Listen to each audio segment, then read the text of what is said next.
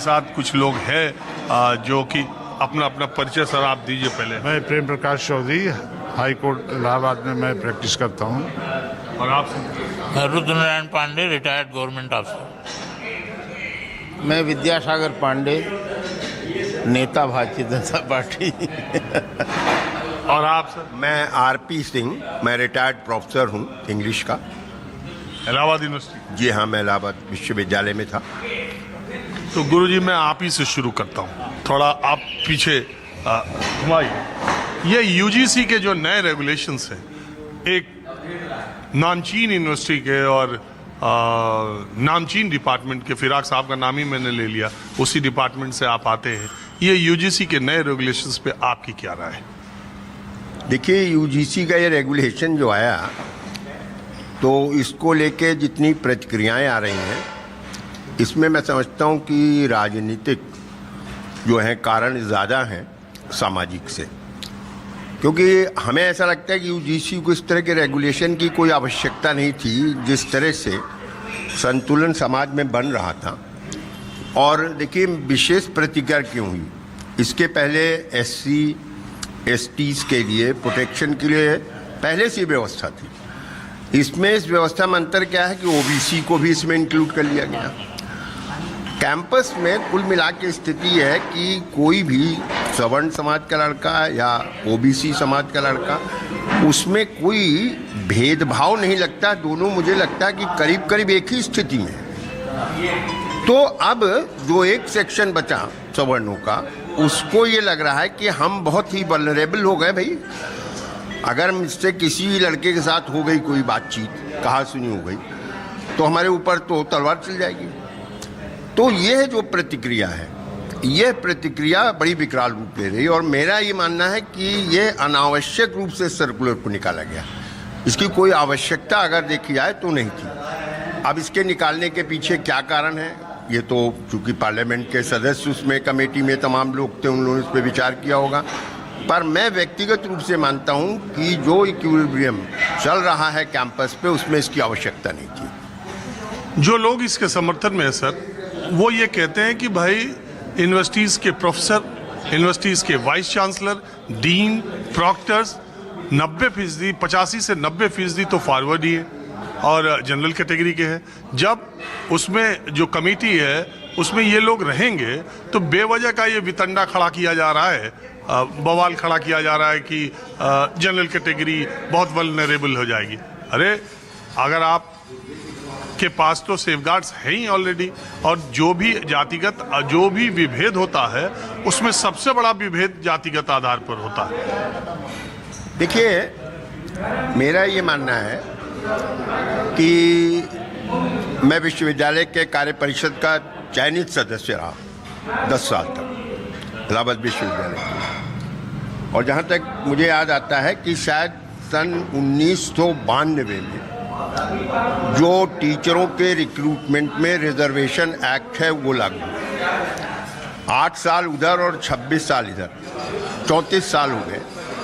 मेरा ही मानना है कि आज जो नियमानुसार जो परसेंटेज सुप्रीम कोर्ट ने डिसाइड किया हुआ है कि जो भी, क्योंकि उसका एक रोस्टर बनता है कि ये पहली सीट ओपन है, वैकेंसी कहूँ बल्कि सीट नहीं, पहली वैकेंसी ओपन है, दूसरी OBC की है, तीसरी SC की है, चौथी ST की है, पांचवी फिर जनरल की है। उसका एक रोस्टर है। तो पिछले 36 वर्षों में जो चयन की प्रक्रिया विश्वविद्यालयों में है, अध्यापकों की मैं बात कर रहा हूँ, वह प्रक्रिया लागू है। और जो जब ये प्रक्रिया नहीं थी, तब के वो अध्यापक कोई एक भी अपवाद के रूप में भी शायद ही आज विद्यमान हो, क्योंकि सब रिटायर हो चुके होंगे। तो जो देश की व्यवस्था है, उस व्यवस्था के अनुसार किसी भी पद के चयन का जो नियम है, उसका लागू होना अगर 36 साल में पूरा हो गया, तो ये आरोप आप कैसे लगा सकते हैं? नंबर 1। नंबर 2, टीचर तो वो ये कहते हैं, उनका ये कहना है कि आपने कहा कि जब 4 वैकेंसी आएगी तो एक SC आएगा, एक ST आएगा, एक OBC आएगा, एक जनरल आएगा। अगर एक सीट आई तब? वो देखिए, ऐसा है कि 2 तरह के नियम हैं। पहले ये नियम था कि जो वैकेंसी एक है किसी विभाग में, तो उस पर रिजर्वेशन नहीं लागू होगा। और एक से अगर ज़्यादा है, तब जिसका विरोध हुआ तो ये हुआ कि भाई जहाँ जहाँ एक वैकेंसी उस पर रिजर्वेशन ही लागू होगा, तो इसको ओवरऑल जो आपका पूल है यूनिवर्सिटी में, मान लीजिए कि आपकी यूनिवर्सिटी में 10 प्रोफेसर की पोस्ट खाली हैं, तो उनको आप 10 मान लीजिए, एक मत मानिए, तो आपने उसको उस पूल में डाल दिया, तो उसके ऊपर भी रिजर्वेशन होगा। क्योंकि ये जो रोस्टर बना है उसके पीछे कारण है कि सुप्रीम कोर्ट ने कहा कि अपॉइंटमेंट्स में 50% से ज़्यादा रिजर्वेशन नहीं होना चाहिए। तो 50% कैसे लागू किया जाए, उसी के लिए रोस्टर बना ही है। जितनी भी वैकेंसीज निकल रही हैं आप उनको देखिएगा तो आप पता लगेगा कि ये ओपन वैकेंसी है, ये ओबीसी की इतनी वैकेंसीज हैं, इतनी एससी की हैं, इतनी एसटी की हैं। विज्ञापन में ही ये शुरू में दे दिया जाता है। ये तो मेरा ही मानना है कि लेकिन फिर भी अभी इलाहाबाद यूनिवर्सिटी का ही मैं निकालूं डेटा तो शायद 50% रिजर्व कैटेगरी के टीचर अभी भी नहीं है। देखिए ऐसा है कि 50% के हैं या नहीं है ये तो मैं आज आपको नहीं शंका दे सकता हूँ, पर निश्चित रूप से जो पिछले 36 वर्षों में नियुक्तियां हुई हैं उनमें इन नियमों को उल्लंघन नहीं हुआ है। आप ये कह सकते हैं कि सिलेक्शन कमेटी ने कह दिया कि इस इंटरव्यू में कोई कैंडिडेट ऐसा नहीं था जो अपॉइंट किया जाए। एनएफएस नॉन फाउंड सुटेबल, यही तो अस्त्र है जो वो कहते हैं कि लागू कर दिया जाता है हमारे लिए। मैं नहीं समझता हूँ कि ऐसी बात है। अगर आप जाके इसका सर्वे करें माइक्रो लेवल, देखिए मैक्रो लेवल पे हम यहाँ बैठे हुए कोई बात कर दें तो वो तय नहीं करती, वो हमारी आवाज़, हमारे साथ कितने लोग खड़े हैं वो तय करती है कि हमारी बात सही है गलत। पर हकीकत ये कि जब तक आप डेटा और स्टैटिस्टिक्स नहीं देखेंगे तो ये नहीं कह सकते कि ये सही बात है। हाँ, मैंने पहले कहा कि इलाहाबाद यूनिवर्सिटी का भी मेरे पास डेटा नहीं है, लेकिन जो लोग समर्थन कर रहे हैं वो कह रहे हैं किसी यूनिवर्सिटी का निकाल के देख लो कि 50% है कि नहीं है। अब पता नहीं यहाँ का क्या डेटा है। मैं इसका प्रतिवाद नहीं कर रहा हूँ, मैं कह रहा हूँ कि अगर डेटा ये शो कर रहे हैं तो ये सत्य है, और अगर ये डेटा नहीं शो कर रहे हैं सत्य नहीं है। अब सर आखिरी सवाल आपसे कि ये जो यूजीसी के रेगुलेशंस छात्रों के लिए है, ये छात्रों की या उन इंस्टीट्यूट्स संस्थानों से ये बात बाहर आम जनता तक भी चर्चा का विषय बन रही है क्या? निश्चित रूप से हाँ, निश्चित रूप से।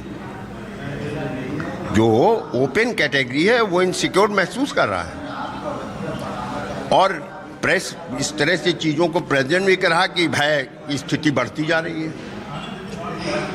देखिए किसी भी चीज की प्रतिक्रिया किस रूप में आ रही है। देखिए आपने देखा एक डिवाइड तो डे 1 से शुरू हो गया। एक दल एक पक्ष समर्थन में खड़ा हो गया, वो भी आंदोलन कर रहा है कैंपस में, एक विरोध में खड़ा हो गया, वो भी आंदोलन कर रहा है कैंपस में। तो पहली चीज तो यही सिद्ध कर दे रही कि इस सर्कुलर ने एक डिवाइड क्रिएट कर दिया जो डिबेट नहीं चल रहा था। और जब इस तरह के डिबेट चलेगा तो मेरे अंदर स्वाभाविक रूप से एग्रेशन आएगा दोनों दलों में। आप में भी एग्रेशन बढ़ेगा, मेरे में भी एग्रेशन बढ़ेगा। तो मैं तो इस राय का हूं।